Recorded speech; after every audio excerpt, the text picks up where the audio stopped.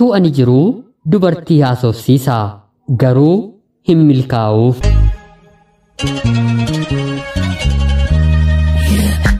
Ani maqaan kiyyaa KM jedhama. Kanin dhaladheetti guddadhe Jiituu Magariituu Oromiyaa keessatti yeroo ta'u barnoota kiyya ijoollummaa kootti galeen hanga kutaa muraasaatti baradheera. Yeroo ammaa kana garuu jiruu fi jireenya kan koo fi kan abbaa manaa koo fooyyeffachuuf jecha gara biyya ambaa biyya Arabaatti imala koo ergan taasisee waggaa 5 xumureera. Jalqaba abbaa manaa kiyya waliin yeroo wal barru jaalalaanis yeroo walitti dhiyaannu nama otoo hin taane ergamaa Rabbii fakkaata ture. Afaansaa dammarra mi'aawaa. Anaaf qofa kan uumame fakkaata. Jechoonni guyyaa guyyaatti natti dubbatu onnee kiyyaa kooluusaa keessa galchisiisee erga na to'atee booda kaayyoo ganamaa baradheen galmaan ga'uu irraa na hambisee haadha manaasaa godhee lafa na kaa'e. Waa'ee isaa kan inni natti hime qofa waan hin beekuuf baay'een isa jaalladha. Edaa namni gaarummaa ofii qofa beekaatii waa'ee isaa namoonni dogongorallee yoo natti dubbatan lakkiinnoo akkanadha malee akkana miti jedheen wabii ta'aafii ture. Wanti hunduu akka aadaa naannoo keenyaatti xumuramee haadha manaasaa ta'een ergan jiraachuu jalqabee booda garuu kan jechaan beekan gochaan waan namatti mul'atuuf eenyummaan abbaa manaa koo isa sirrii natti mul'achuu jalqabe. Dura otoo bultiidhaan walitti hin dhufiin nama baay'ee garaa laafuu rakkataa bira hin dabarre garraamii jedhee eenyummaa isaa natti dubbate. Erga bultiidhaan walitti dhufnee booda garuu namni akka isaa garaa jabaatu addunyaa kanarrallee ni jira jedhee dubbachuun baay'ee natti ulfaata. Dura otoo bultiidhaan walitti hin dhufiin baay'ee gadi of qaba. Hamma namaallee nama ga'u of hin fakkeessu. Waan qabu qaba jedheen dubbatatu. Erga bultiidhaan walitti dhufnee garuu mootummaan biyya keenya bulchuu hanga isaa sadarkaa waan qabu hin fakkaatu. Wanti hundumtuu kan kooti jedha. Kana natu bitee kana natu ijaare jedhee ofii immoo mana kiraayee keessa na jiraachisa. Yaada kan mataasaa yoo ta'e malee kan namaa gonkuma hin fudhatu.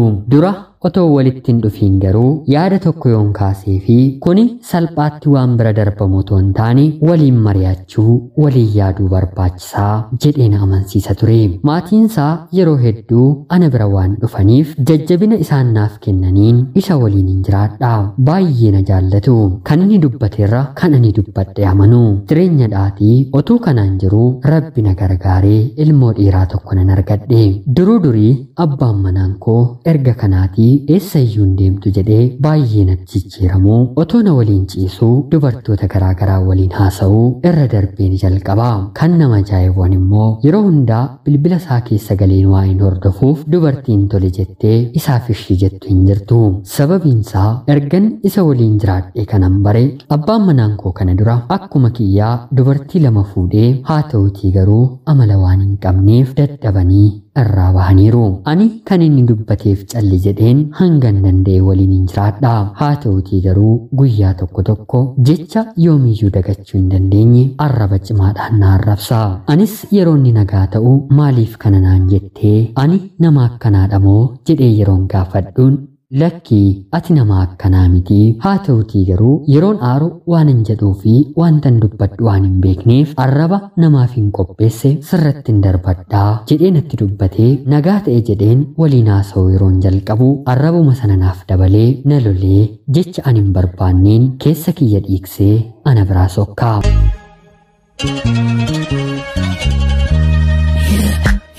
Akkuman armaan dura isinitti hime anaa fi abbaan manaan koo kuni daa'ima tokko ilmoo dhiiraa waliin godhanneerra. Haa ta'utii garuu guyyaa tokkoof daa'imni kuni mucaa koodha jedhee uffata bitee fi hin beeku. Waan nyaatuuf waan dhuguuf hin dhiphatu. Ofii alaatii waan garaasaa guuttatee ofee jennaan anaaf daa'ima koo walitti nu rukutaa walitti nu iyyisiisaa halkan nagaa malee nu bulchaa. Waanuma ofii galgala na lulee na rukutee na miidheef ganama barii ciree nyaatee akka deemuuf kadhadheen wantan galgala si balleesseef dhiifama naaf godhii jedheen gaafadha. Otuu nama ta'ee nama balleeffamee abbaan balleeffame dhiifama gaafatuuf qaana'ee dhiifama godhaafi. Haa ta'utii garuu abbaan manaan koo akkana miti. Na arrabsee ciree kiyyas fuulduratti darbatee gara oolmaa isaatti godaana. Haa ta'utii garuu danda'een kanan jiraachaa ture abbaa manaa koodha. Umriin kun umrii dargaggummaadha. Bor ni deebi'a jedheen gorsa maatii isaan waggoota waliin hin jiraadhe. Erga kanaa booddee garuu mana keessaa waanan fuudhuu fi waanan dhiisu daa'ima kiyya waantan ittiin ol guddifadhu waan hin dhabeef biyya hambaa deemuuf hin murteesse. Erga kanaatiis maatii isaarraa qarshii liqeeffadheen paaspoortii koo baafadheen viizaa kiyyas nan ergadhe. Nan deema jedheen yaada kiyya erga murteeffadhee booda dura miira jaalalaa kan hin qabuu fi abbaan manaa koo gaarii ta'es yaraa ta'es akkuma amala isaatti kan hin jaalladhu erga nan deema jedheen karoorfadhee garuu eenyummaa isaa kana nan jibbe. Yeroon isarraa fagaadhee jiraadhu boqonnaa akkan argadhu naaf galee qaamni isaa yeroo natti siqu of jibbuun eegalee. Haaluma kana keessa iyyuu ta'een haala isaa waan hin hordofuuf dubartoota karaa toora sooshaal miidiyaa waliif barreessu ergaa isaanii dhoksaadhaan nan dubbisa. Kaan maallaqa irraa nyaatanii badu. Kaan immoo yeroomaaf mukaa'uu isaanii ergatti dabarfatanii booda bilookki gochuun yookiin immoo isaan rabsanii lamuu akka isaan ittiin deebine gochuun ofirraa ari'u. Erga kanaanis kan dubartiin bakkee jibbite anaaf abbaa manaa ta'ee jaallatamuu danda'eeree jedheen jibba keessa kootti qabadheefiin imala koo gara biyya hambaattiin taasise. Erga kanaa maatii isaaf qarshiin irraa liqeeffadhe ergeefiin ofirraa xumureen daa'ima koo akkanaaf guddisaniifillee baatii yookiin immoo baatii lama nan ergaafi. Amma erga biyya hambaa jiraachuun jalqabee waggaa 5 xumureen jira. Sababuman abbaa manaa koo jibbuuf yoon gale gochaa isaa kaleessaa sana yaadatee waan narratti raawwatuuf biyya hambaa jiraachuun murteesse. Haa ta'utii garuu nama dhaatii ilmoo koo baay'ee yaada. Yoon isa jibbee biyyaa fagaadhe ilmoo koo garuu dhiiseen kanaa ol jiraachuun natti ulfaata.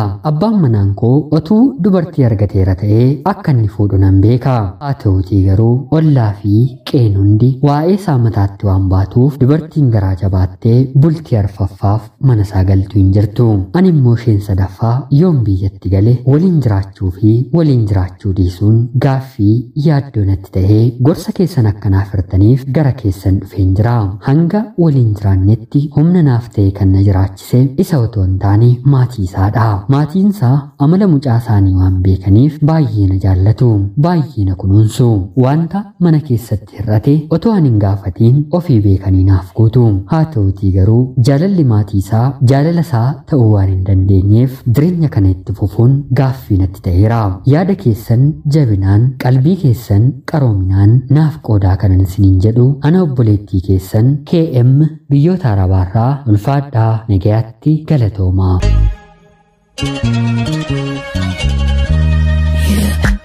Yooyyaa shamaa akkam jirtu kabajamtootaaf hordoftoota qophii Oromiyaa 24 nagayaaf jaalalli tokkummaan bakka jirtan hundaatti hunda keessaniif yaa ta'u jecha guyyaa har'aallee xalayaa obboleettiin keenyi KM biyya Arabaarraa nuuf ergite isiniif dubbiseen hin ga'a. Akkasin irraa barattanii hubannoo cimaarraa argattan homaa shakkii tokkollee hin qabu. Obboleettii keenya ergaa kee kana nuuf qooduu keetiif guddaa galatoomsiin jecha kabajamtootaaf hordoftoonni qophii Oromiyaa 24 maal gochuu akka qabdu obboleettiin keenyi gara biyyaatti yeroo deebitu waliin haa jiraattu moo jireenya gara biraa haa barbaaddattu kan jedhu yaada keessan akka qooddanii fi kabajaan isin gaafadha. Qophiin guyyaa har'aaf isiniif qabadhee dhiyaadhellee kanuma fakkaatti. Hanga yoonaatti na dhaggeeffachaa waan turtaniitiif guddaa galatoomaa jecha laayikii fi sheer gochuun illee akkana jajjabeessitan kabajaan isin gaafadha. Akkanumallee namoonni chaanalii keenyaaf haaraa taatan anaa dhufu kun Oromiyaa 24 guyyaa guyyaatiin xalayaa jaalalaa fi seenaa jireenyaa nama barsiisuu bashannansiisuu danda'u isiniif qabattee waan dhiyaattuuf isinillee sabskiraayib gochuun maatii keenya erga taatanii booda xalayaa jaalalaa yookiin seenaa jireenyaa nama barsiisuu bashannansiisuu danda'u qabaattan karaa telegiraamii karaa lakkoofsa bilbilaa kiyyaa duwwaa 937 naaf erguun irratti hirmaachuu dandeessu. Qopheessuuf qindeessuun si waliin kanan ture ani gammachiista shoomeedha. Qophii gara biraatiin hanga walitti deebinutti bakka jirtan maraan turtii gaarii isiniif hawwaa horaa bulaa.